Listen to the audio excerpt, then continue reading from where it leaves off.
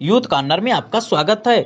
मैं शिवकुमार प्रजापति। जनपद आजमगढ़ में समाजवादी पार्टी के तत्वाधान में पीड़ित किसानों ने राज्यपाल के नामित जिलाधिकारी को सौंपा ज्ञापन। हम आपको बताते चले, जनपद आजमगढ़ में समाजवादी पार्टी के तत्वाधान में महामहिम राज्यपाल के नामित जिलाधिकारी को ज्ञापन देकर पार्टी के निवर्तमान अध्यक्ष हवलदार यादव ने बताया कि आजमगढ़ जनपद में पूरनपुर के अंतर्गत ग्राम गदनपुर, हैदरपुर, अकबेलपुर, हैदरपुर, गोरहरपुर, सेमापुर, गोरथानी, शेखपुरा, करवा, रसूलपुर आदि जगहों के किसानों की जमीन गोरखपुर लिंक एक्सप्रेसवे में के बिना किसी जमीन की रजिस्ट्री कराए, बिना किसी मुआवजा भुगतान के प्रशासन द्वारा जबरदस्ती अधिग्रहित कर लिया गया है। करीब 35 एकड़ क्षेत्र में गेहूं, सरसों, चना, मटर, साग सब्जी की फसलों को जेसीबी व ट्रैक्टर लगाकर रोक दिया गया है, जिससे किसानों की जबरदस्त हानि हुई है। आजमगढ़ से पद्माकर पाठक की रिपोर्ट। ये प्रदेश की योगी सरकार निरंकुश हो गई है और इस सरकार में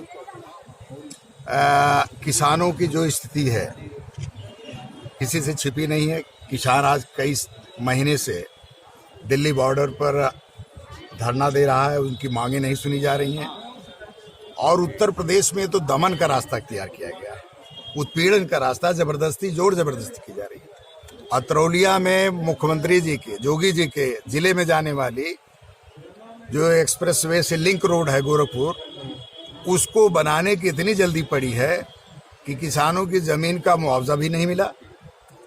किसानों की बोई हुई फसल, जो फसल पक कर तैयार हो रही थी, अभी आलू था, सरसों पक के तैयार हो गई थी, अन्य सामान सब्जी के थे, गेहूं था, तो वह गेहूं मान लीजिए 15-20 में, लेकिन जबरदस्ती बिना उनको नोटिस दिए धारा 11 की बात को ये लोग दूसरे नजरिए से देखते हैं। बगैर किसान की सहमति से आप किसान की जमीन नहीं ले सकते हो। लेकिन इन लोगों ने परसों जबरदस्ती जा करके जेसीबी लगा करके, ट्रैक्टर लगा करके खड़ी फसलों को जोत दिया, नष्ट कर दिया, बर्बाद कर दिया। किसान के पास एक कड़ी भी जमीन नहीं बची है, न उनके पशुओं को खाने के लिए चारा रह गया है, न उनके खाने के लिए कोई इंतजाम रह गया है, सब्जी नहीं है, उनकी ये गोभी की फसल रौंद दी गई। आज जो स्थिति है देश में, ये जोगी इतना निरंकुश शासक, इतना निरंकुश मुख्यमंत्री मैं समझता हूं कि हिंदुस्तान में नहीं, दुनिया में कोई नहीं है। पीएम से मिला आपने क्या? और स्थिति जो है, आज किसानों पर आप लाठीचार्ज करा दिए। किसान अपनी बात कहने जाए उस पर लाठीचार्ज। इन्हीं किसानों की बदौलत आप मुख्यमंत्री हैं, इन्हीं किसानों की बदौलत ये अधिकारी वेतन ले रहे हैं, इन्हीं किसानों की बदौलत सारा हमारा खर्चा चल रहा, पेट भर रहा है। लेकिन इन्हीं किसानों पर ये अपनी बात कहने जाए तो लाठीचार्ज।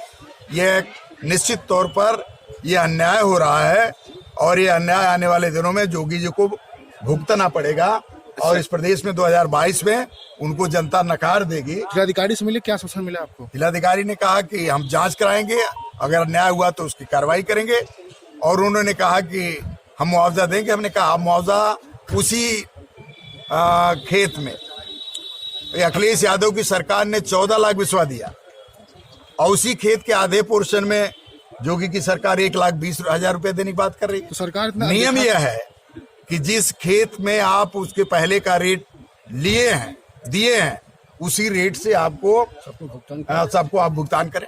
सरकार हमेशा किसानों की तमाम योजनाएं चलाती है, इनकी उसके बाद अनदेखा क्यों किया? इस तरह क्यों किया गया सरकार प्रशासन में? अनदेखा जबरदस्ती, जोगी जी के सपनों का वो गोरखपुर का लिंक रोड है ना, वो आजमगढ़ में आज आप बजट देखे, यहाँ विश्वविद्यालय की घोषणा की गई थी, उस पर कोई आया? कोई बजट में कोई प्रावधान है? नहीं है।